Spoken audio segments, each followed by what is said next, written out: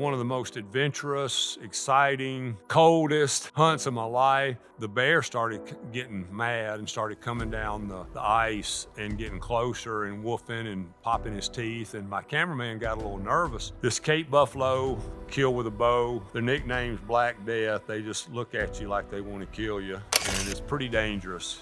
You better have backup. I'm more nervous hunting Cape buffalo than any other animal probably in the world.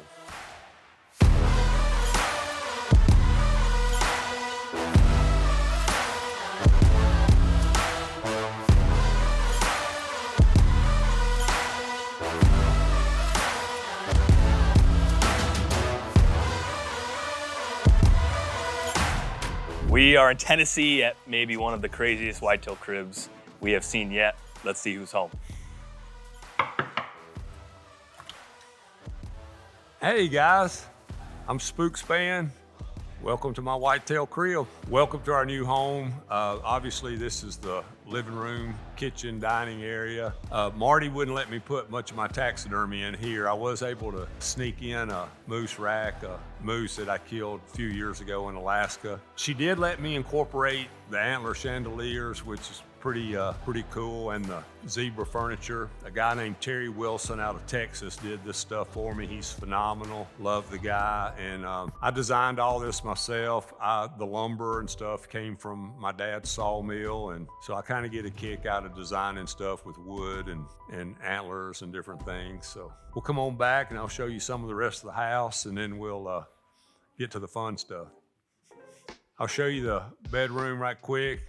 It's kind of different. I had some Terry Wilson, again, out of Texas, did some custom furniture for me, and supposedly that's a one of a kind in the bed. I kind of believe him. But I thought it turned out pretty cool. Got a kudu light fixture. That's the only kudu horn light fixture I've ever seen.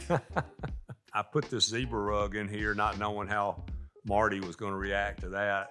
She actually kind of liked it. And then I snuck this. Never dreamed in a million years I'd ever have a white peacock hanging in my bedroom, but I just thought it would look good in the spot. Sure enough, I hung it. She's like, you know what? If you just said that, I wouldn't have never believed it, but I actually kind of like it. I got a leopard I wanted to put over here. She cut me off on that. I should have just went ahead and did it before I said anything, but I got a hard no on that one. I've showed you some of the front of the house. It's like Jeff Foxworthy said, you know you're a redneck when your taxidermy room's bigger than your house. So you're fixing to find out what I'm talking about. Here we go, guys. Come into the man cave, Whitetail Cribs. Got my signature logo etched in the floor. Kind of proud of that.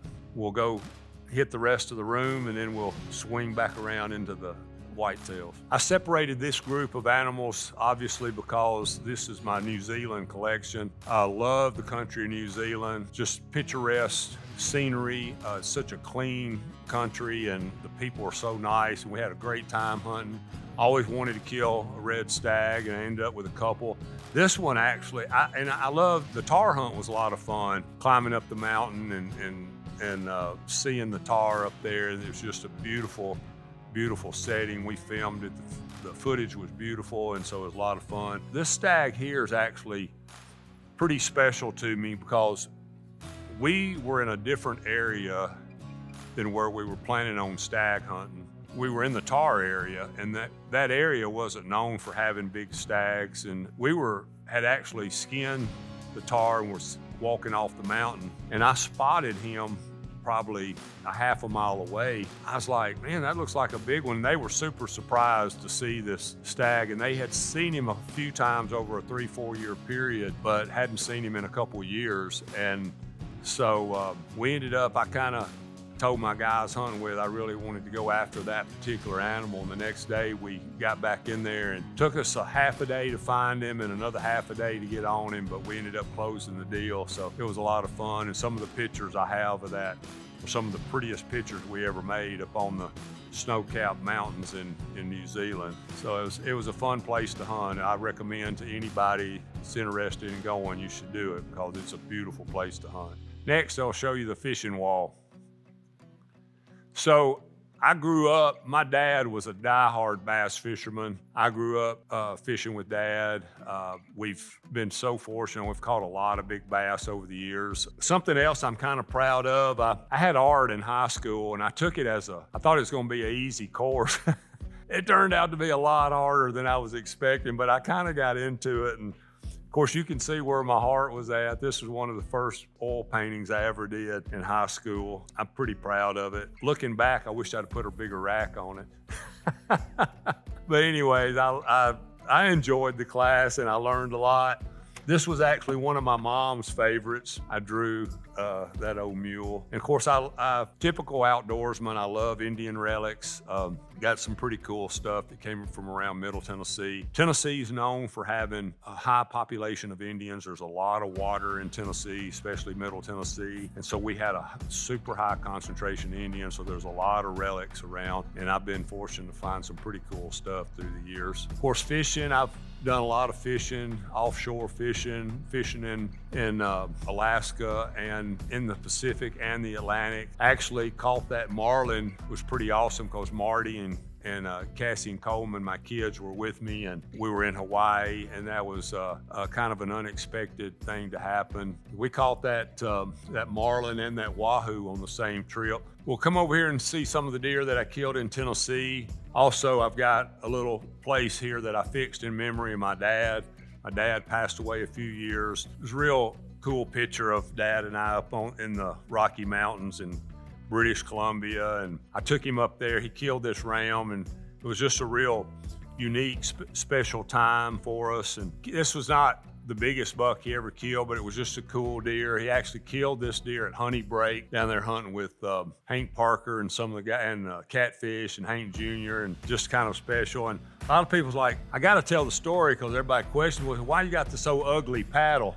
Well, we used to fish small lakes for big bass a lot. Dad used to set up in front of the John boat and just scull around the lake, and he'd just lay it in his lap while we were fishing. And he broke the handle off of it. I think he ran over it with a truck or something, and I thought he would just throw it away and get a new one, but no, not Dad. He just wrapped black tape around it to cover up the splinters and just he said, I didn't like that handle anyways. Said it was too long, and you can tell, man, it's beat all cracked and everything, but it still held together. And I actually thought that it was gone. And when Dad passed, we were cleaning out the hunting cabin in Kentucky, and this was in the garage. And yeah, I got kind of emotional when I saw it because I was glad to see that he still had it. Me and Dad, I was very blessed. We got to do a lot of hunting around the world together and a lot of fishing, and we had a good time. And these are some deer that I killed in Tennessee, the ones that are hanging up. A lot of different stories here to tell. I actually killed this deer not far from the house right here, probably less than a mile.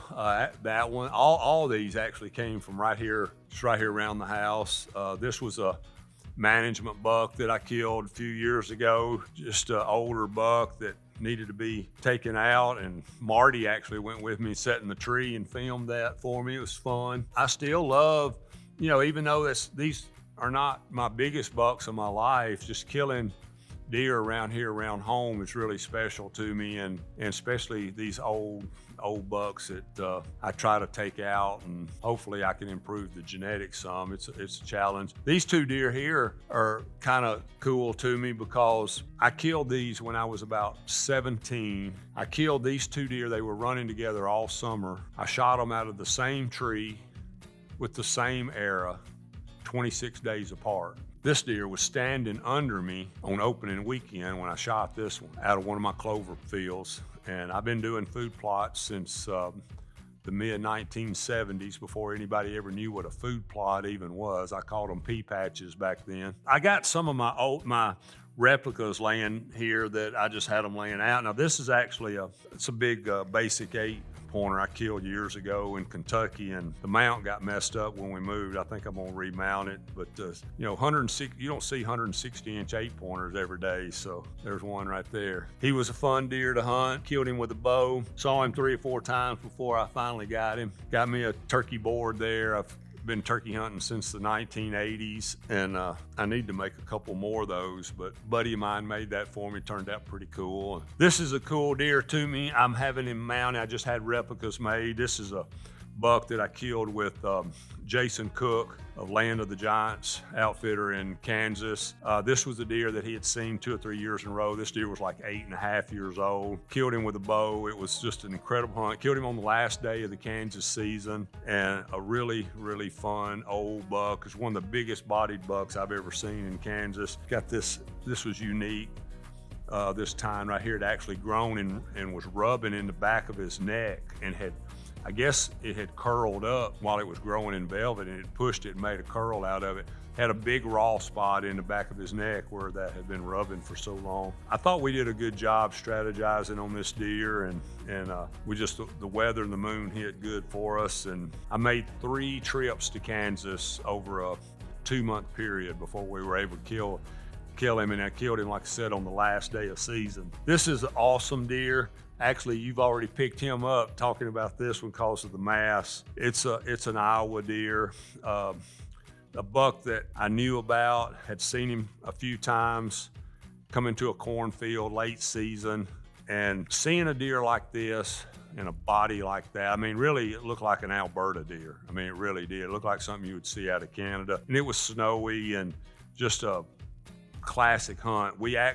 I wasn't videoing, filming when I killed this deer. I wish we had been, because the footage would have been epic. Such a fun hunt and beautiful. I've got it forever logged in my mind. And then this is a cool deer.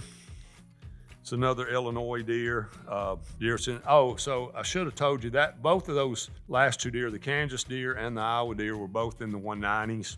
This deer is in the 180s, and got great mass.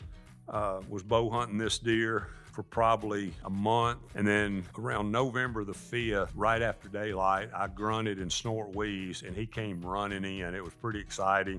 Shot him early in the morning. First deer I saw that morning was this one, and I just grunted and snort wheezed I started off light. I got a little louder, and he came in looking for a fight. It was a lot of fun. This deer is actually a deer that I just killed this past year right here behind the house. And this was an old deer that I'd seen a couple years in a row, and is, below average genetics, but the deer was 7.5 years old. And I kind of wanted my daughter to kill him, but every time she would go with me, we wouldn't see him. So I ended up taking him out myself. But it's always fun. Kill one right around your house. These guys were laughing at me earlier. My whole yard is planted up in imperial whitetail clover. So you're a fanatic when you plant your yard up in clover. No fescue here, people. I'll show you the Africa wall. I've got several things that hadn't gotten here yet, but I never thought in a million years I'd ever enjoy hunting Africa as much as I do, but I've actually kind of gotten into it, and I've been doing quite a bit of bow hunting, and it's a lot of fun. It's a target-rich environment, which makes it fun, and it's a great place to carry. My wife's been with me a couple of times. My mom and dad, my kids went with me one time. It was a lot of fun. One of the most special things to me, I just was a lion. That particular lion was a lot of fun, and it was cool having my family there. And here's actually a picture of, I have my dad and Cassie and Coleman, my kids, in the picture with me with this lion. So it was a special time. The fact that they were able to come out, we had to go back and get them, but the fact that they were able to come out and be a part of it was special. My son Coleman killed some plains game. He killed those 3 springbuck in the Impala while we were there. This Cape buffalo, I'm pretty proud of. Kill with a bow. I mean, I feel like is a pretty unique experience. And these, their nickname's Black Death. They just look at you like they want to kill you. And it's pretty dangerous. You better have backup when you go archery hunting a big Cape buffalo. They're tough. You gotta, practice a lot and be ready for them, and pretty scary hunt. Actually, I'm more nervous hunting Cape buffalo than any other animal probably in the world. This leopard is probably it's the luckiest hunt I've ever had. A PH, an outfit in Africa that I knew really well, I only got a tag every so many years, and they got this tag and invited me to come hunt. And I had to cut my hunt short. We weren't getting anything on camera, And on the third day I was there, this leopard showed up, and we set up. I know guys that have been to Africa 3, 4, 5 times, hunted 14, 20, 28 days trying to kill a leopard and not kill one. Third day he shows up on a spy point camera. We got footage of him. You could tell he was a beautiful tom. We set up on him. 2 hours after it got dark, leopard comes in. When the green light came on, it was one of the prettiest sights I've ever seen in my life.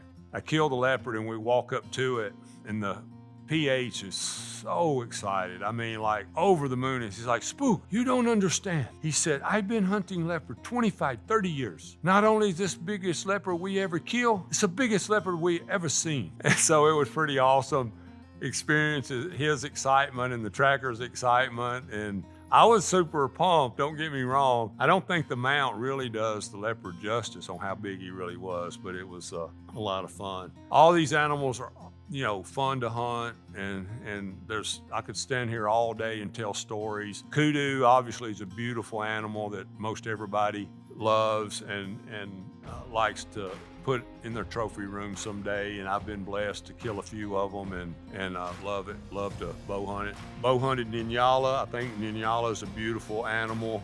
This is a record book Ninyala, and I really, unless you mount one life size, it's hard to really appreciate it on just a shoulder mount, so I decided to do it life size, just all the beautiful colors and everything. But love Africa. I got some more stuff coming. We'll do a episode 2 someday when I get the rhino and giraffe and crocodile and a bigger lion and stuff. We'll do another one. But I'll show you a couple things that are special to me. First of all, before we get started, I've got a few of these Russian hawks hanging around in the house, and here's all my permits for all my hawks, in case anybody's wondering. This is obviously very special to me. It's a Kansas buck on the cover of North American Whitetail years ago. Guy that's passed away now did the article, Jeff Murray. Really enjoyed doing that with him. I'm pretty proud of this. I was on the Pursuit Network for several years. They had a fan favorite contest one year, and the only year they ever had, Spook Nation won the fan favorite, and so obviously it's very special, and I appreciate everybody that voted. Some of my cool pictures, a deer I killed here locally, less than a mile away, and my son, this is right in the middle of the Michael Jordan era. He's got on his full Bulls outfit for the picture. And then my daughter, whom I never thought would ever be a hunter, decided that she wanted to start when she was 21, and that's her first buck. So obviously you can tell Dad's all smiles in the picture. So just some things that are kind of cool.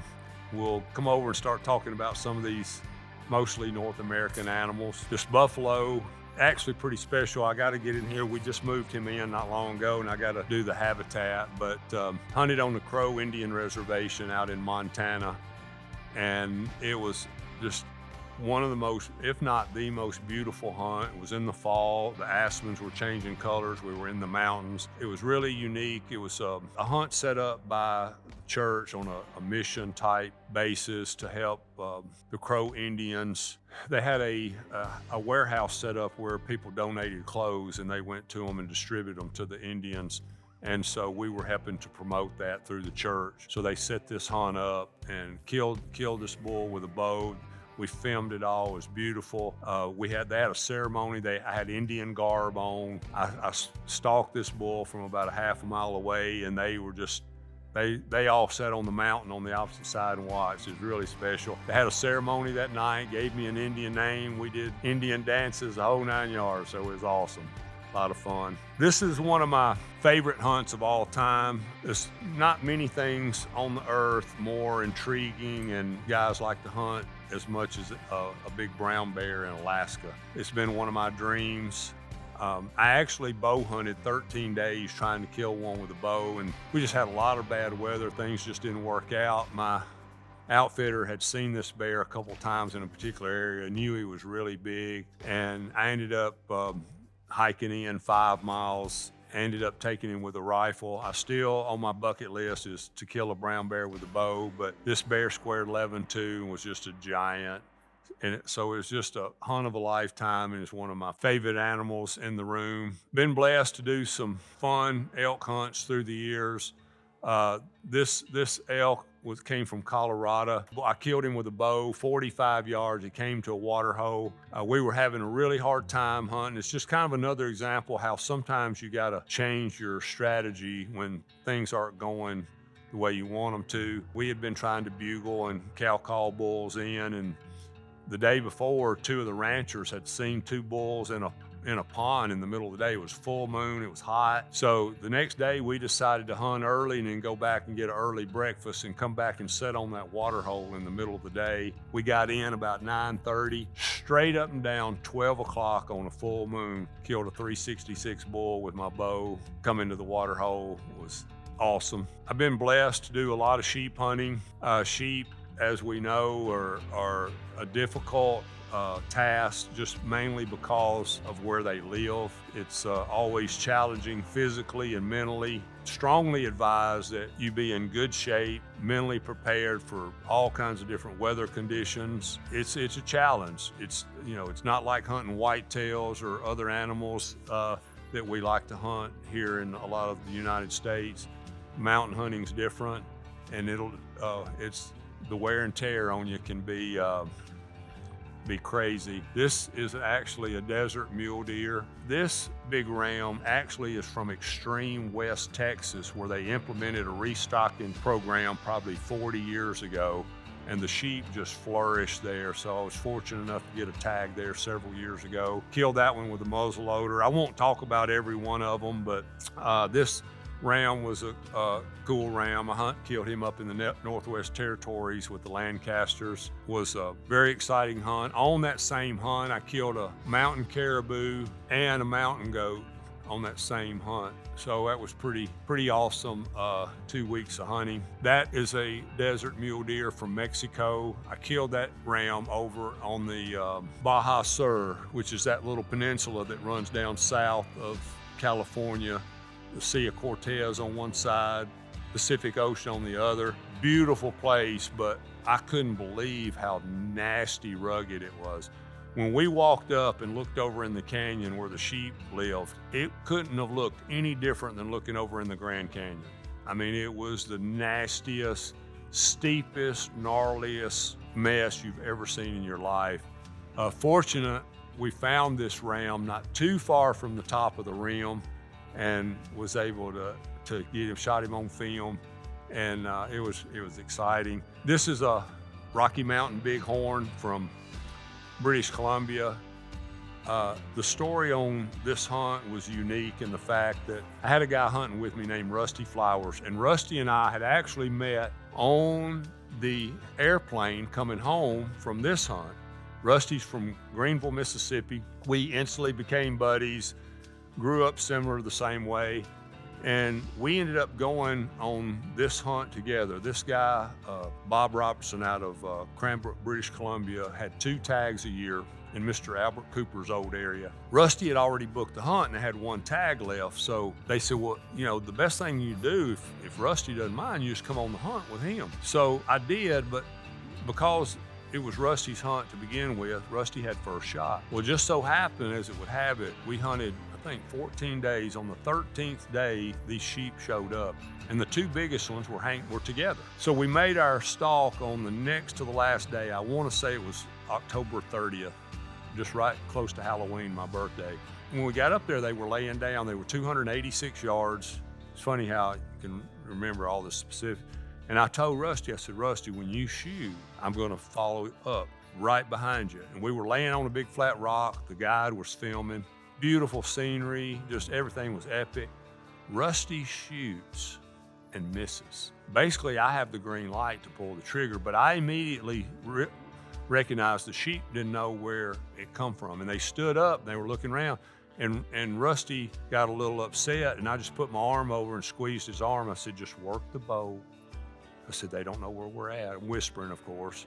And I said, shoot him. I said, he's the middle ram, and I'll shoot the other one. So Rusty did, got his breathing under control, made a great shot. As soon as he shot, boom, boom, I shot the other one. Both sheep fell. Epic, priceless, hunt of a lifetime. It was Rusty's completion of his grand slam. I still didn't have my stone, but he did. And he looked at me with as much emotion, and it was so epic. And he's like, I can't believe you did that. And I was like, did what, man? Awesome, good shot. You know, I'm all excited. He's like, dude, he's like, I missed. I said, well, that's okay. We got him. He's like, yeah, but you didn't shoot. I said, well, I could tell they didn't know where it came from. He's like, nobody on the earth would have done that. He was so proud that I recognized the situation. So it's really, really special to me. And I've got a story about that translates over into the polar bear that I'll tell here in a minute. But the reason I ended up on this polar bear hunt was because of Rusty. And it just goes to show you that when you do something for somebody, how so many times in life it'll come back. And I'll finish the story on the polar bear. Stone sheep, been very blessed to take some beautiful stones. That doll was my first doll sheep I took in Alaska probably 25 years ago. The wolves, pretty awesome seeing a wolf in the wild. Just, I don't know what it is, the mystique of that. I know some people think it's controversial. I don't think it is at all. There's way too many of them. They kill the heck out of moose and caribou. I spent the night on a riverbank over a moose carcass to kill these wolves, and yeah, it was quite the experience. This elk hunt I told you guys earlier was not the biggest elk I've ever killed. He's 351, but one of the best, most epic hunts I've ever had. I killed this bull with a bow. He had 18 or 20 cows with him he was on public hunting. I stalked in on this bull. We couldn't get him to respond to cow call or bugle, but he was super fired up.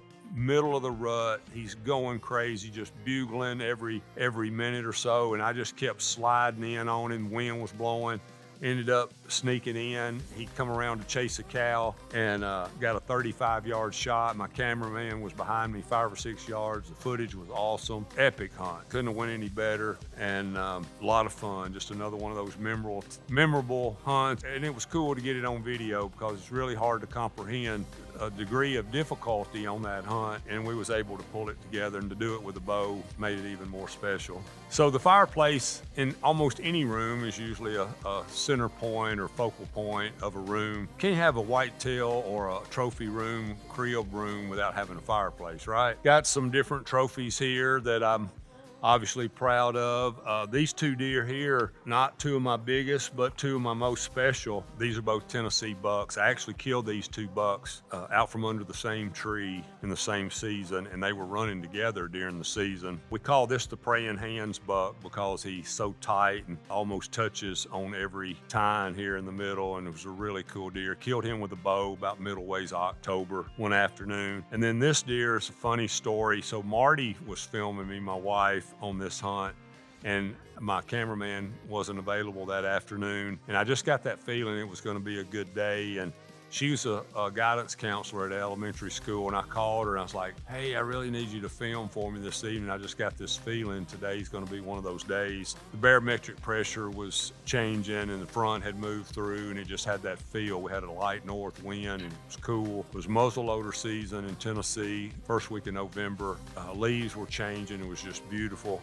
I said, we got a nice, comfortable ground blind to set in. Everything's gonna be easy and easy peasy. Well, when we got there, this buck and a small buck was standing in the food plot under that big tree. So the next thing you know, we're down army crawling. She's got handheld camera filming, crawling on her belly and elbows and knees. It was priceless. It was very fortunate. We did a Spook Nation episode on it, and so this buck is really special. He's in the 180s, but we'll feature, these bucks and tell the whole story and a lot of strategies and tips on the 11th Commandment podcast. We'll get into more specifics on strategies and different things that I implement in the ways that I hunt on the 11th Commandment. But I also want to thank these guys for allowing me to mention that too.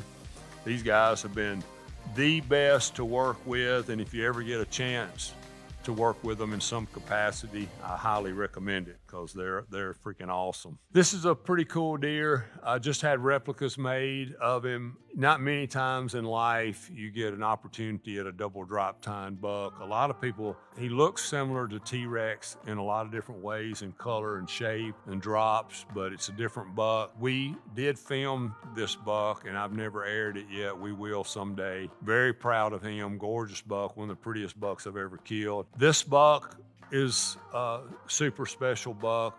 It's the only whitetail I've ever killed that had a 30-inch spread. Also, I just had replicas done, and I'll having him mounted, so I should have him sometime this summer. When you see a 30-inch whitetail step out, there's no words to express the feeling of what that looks like. But it was very awesome, and a sight that I'll never forget. I promise we're gonna get to the whitetails. We're teasing you, we're holding out to the last. I am gonna show you my gym. It's where I try to stay in shape, and I love basketball.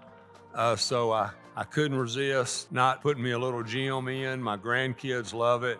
You can see I got little goals around here everywhere. I work out a lot. I keep my equipment in here and try to stay in shape, mountains to climb and things to do. I always said that I would never let the quality of my equipment or the shape and health of my body get in the way of my success. And so a lot of times on these hunts, being in shape can make the difference in a good hunt and a bad hunt, or life and death in some cases. So this is where I try to take care of my body. That's a moose. That's the first moose I ever killed in Alaska. It's a nice bull, fun hunt. Floating the river in Alaska is a whole story and show in itself. Just all the different things you see, a lot of fun. That mule deer, we're fixing to transition over into mule deer. That mule deer is exceptional. That's a 230-inch mule deer from Sonora, Mexico, and he's basically, they would call him a 5x5. We would call him a 6x6 because the browse, they don't even count the browse out west and down there, but 22-inch G2s, just a phenomenal buck on every level, and really a buck of a lifetime to a 230 buck that's that typical. It's pretty awesome. I love talking about the polar bear bow hunt, one of the most adventurous, exciting, coldest hunts of my life. This hunt came up, I talked about Rusty, my buddy Rusty Flowers that I was on the sheep hunt with earlier in British Columbia.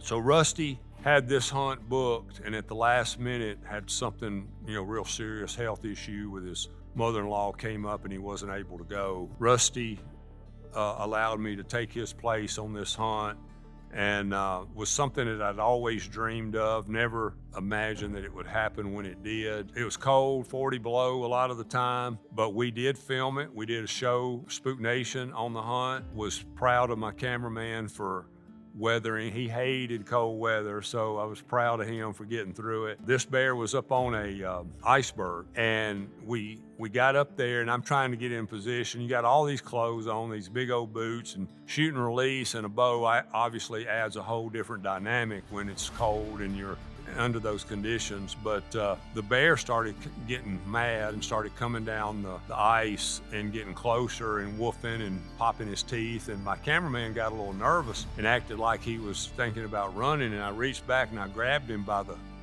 collar, and I said, "Oh man, it's gonna be okay, it's gonna be okay." So like just chill. I think he's been getting nervous because people have been talking about it and teasing us about, not to get eaten by the polar bear and all this. I said, well, all I have to do is outrun my cameraman and I'll be fine. And so I think it might have made him a little more nervous than I was expecting, but what I didn't tell him was when I glanced back, the old Inuit Indian that was supposed to be backing us up had an old ratty 38 Mauser hanging over his shoulder, and he's sitting there watching the bear smoking a cigarette while this bear's woofing and popping, and I'm trying to get a shot with a bow. So he didn't see that, thank goodness, or he might have kept running. Just epic. The bear finally come down 23 yards, turned broadsided, and the rest is history. But it was a hunt of a lifetime. Just unbelievable. I probably won't ever do it again, but it was something that I'll never forget, and just a priceless hunt.